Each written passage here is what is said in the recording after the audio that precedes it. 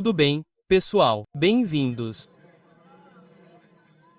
Nós vamos nos divertir um pouco aqui com nossas perguntas e respostas.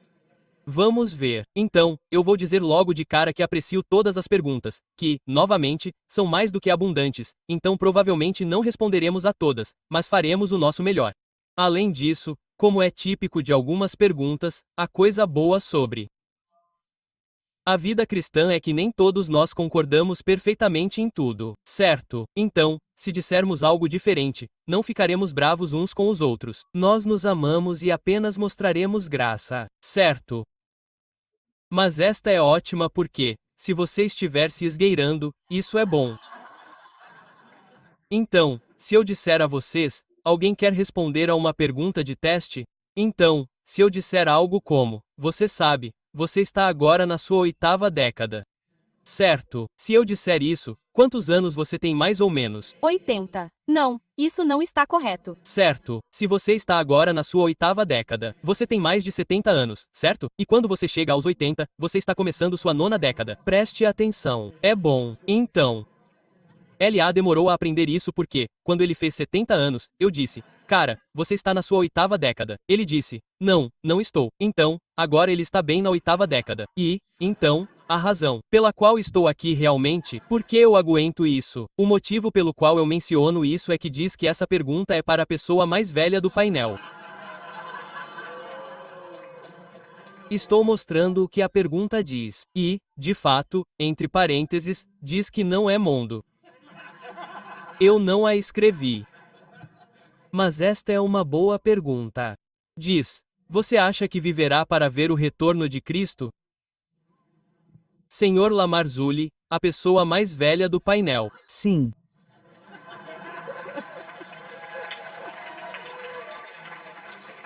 É boa. Vou compartilhar algo com vocês, mas não posso compartilhar algo com vocês. Certo, tive uma visão aberta há cerca de 3 semanas. Não posso dizer o que foi porque esse é o ponto. O Senhor me disse, você não pode contar a ninguém, exceto a uma pessoa. Não foi minha esposa. Aspas. Fui e contei a essa pessoa. Visão aberta. Eu estava um pouco deprimido. Eu estava deitado de lado e meio que orando ao Senhor e, de repente, visão aberta. Só tive 2 em 45 anos. Então, não é como, você sabe, eu viajo nessas coisas. Eu meio que viajo, mas não assim. E eu apenas sentei lá e fiquei impressionado com o que vi. É tudo o que direi.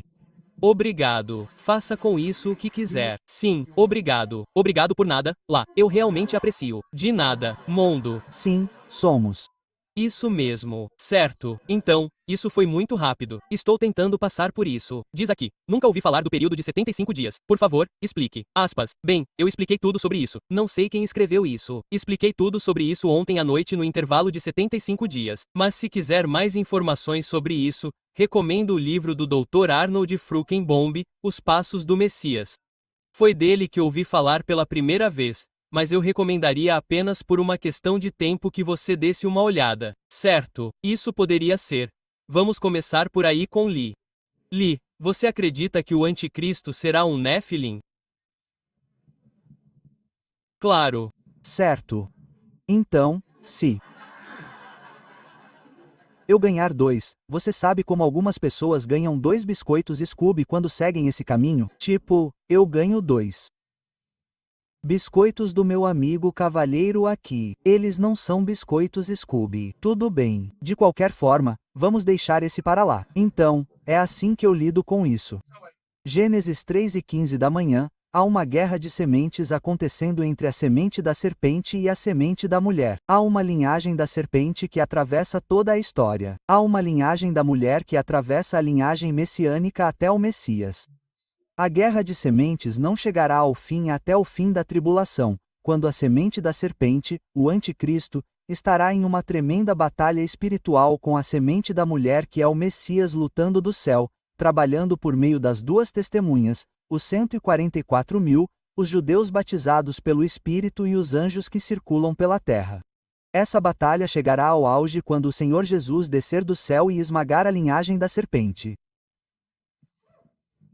Amém. Quer acrescentar algo? Pode falar. Estou apenas tentando assimilar isso. Lá tem uma visão importante, mas ele não nos conta. E você está comendo biscoitos Scooby, e eu. Estou confuso. Começamos. Bem. Sim, com Certeza. E deixe-me jogar isso na sua cara. Porque eles fizeram um filme como O Bebê de Rosemary. Apenas deixe isso penetrar. Lembra daquele dos anos 60? Por quê? Porque eles fizeram esse filme. E o bebê de Rosemary é a personagem de Rosemary que fica impregnada com o anticristo.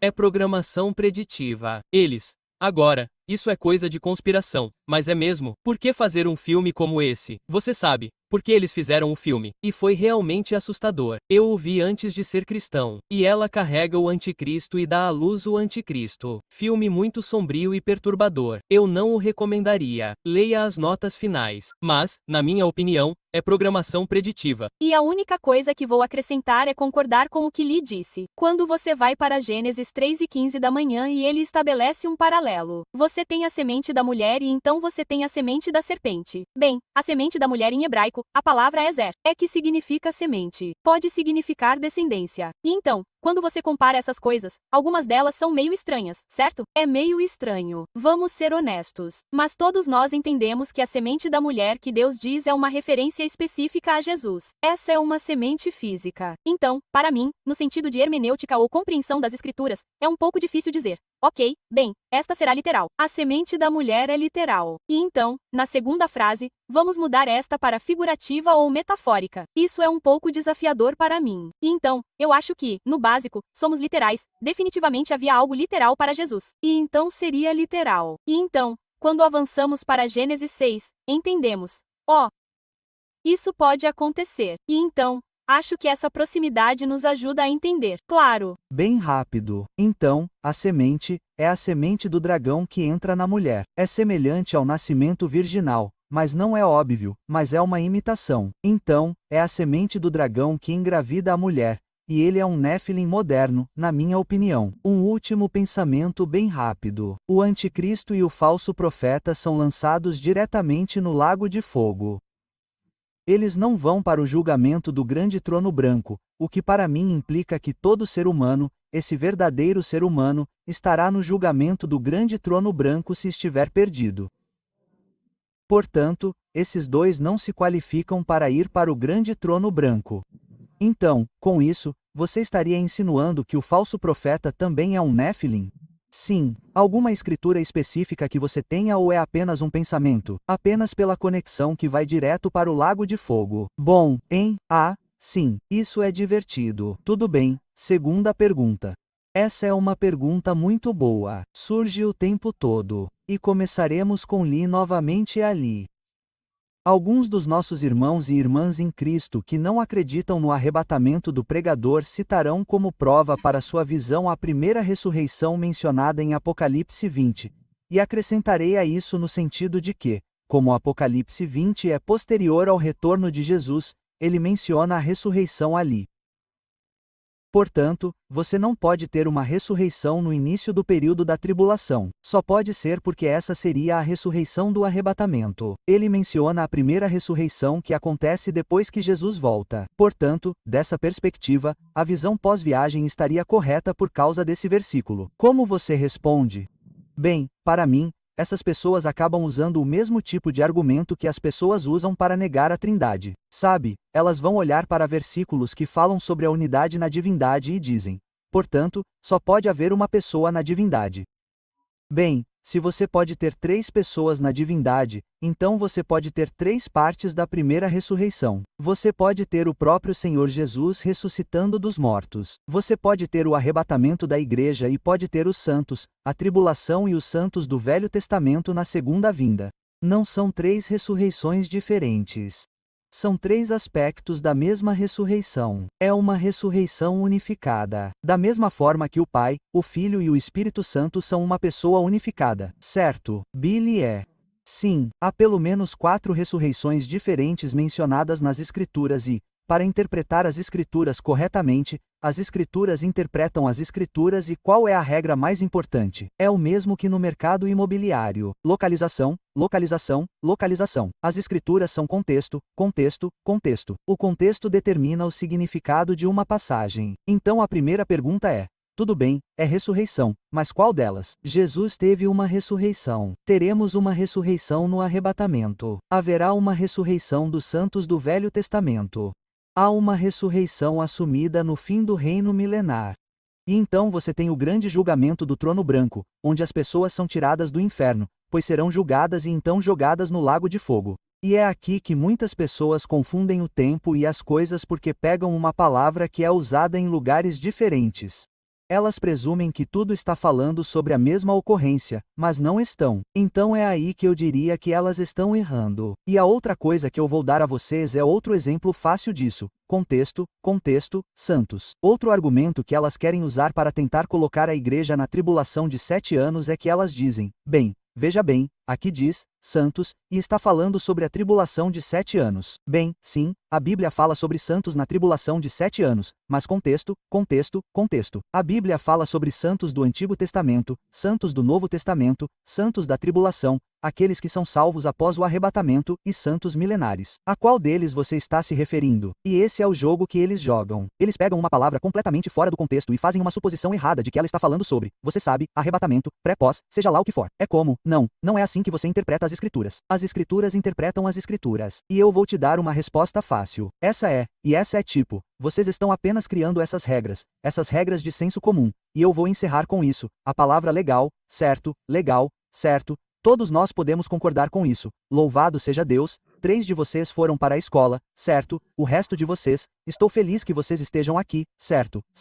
Mas isso sempre significa a mesma coisa? Não, e isso é senso comum. Eu poderia usar exatamente a mesma palavra em inglês escrita exatamente da mesma forma, e é o contexto que determina o significado adequado. Por exemplo, eu poderia dizer: ei, só porque eu falei sobre o biscoito Scooby, porque sua atitude é um pouco legal para mim, cara. Vamos lá, somos irmãos em Cristo. Eu estava brincando, certo? Tudo bem. Ou, certo, eu poderia dizer: uau, comparado a Vegas, aqui é meio legal. Sim, não, mas tanto faz. Trabalhe comigo. Mas enfim, então, ou certo, ou eu poderia dizer LA.